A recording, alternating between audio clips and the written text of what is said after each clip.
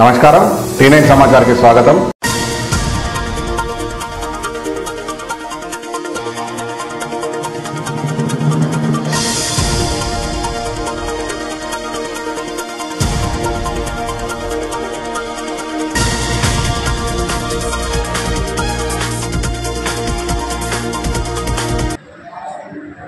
అందరికీ నమస్కారం.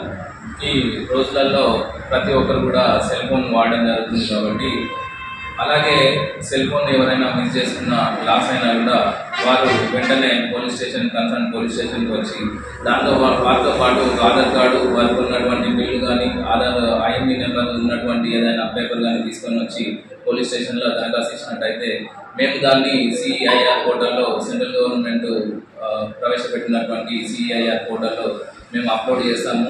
అటువంటి ఫోన్ను ట్రేస్ చేసి మరియు వెంటనే అతను ఎవరైతే పోగొట్టుకున్న బాధితుడు ఉన్నాడో అతన్ని పిలిచి వారికి హ్యాండ్ ఓవర్ చేయడం జరుగుతుంది. కాబట్టి ఎవరైనా కూడా ఫోన్ మిస్ చేసుకున్నా, లాస్ అయినా వెంటనే పోలీస్ స్టేషన్కి వచ్చి ఒక దరఖాస్తు చేయమని కోరుతున్నాను. అలాగే అందరూ కూడా ఒక అపోహ ఉంటుంది, IMEI నెంబరు లేకపోతే ఫోన్ ట్రేస్ కాదనే ఒక అపోహ ఉంటుంది.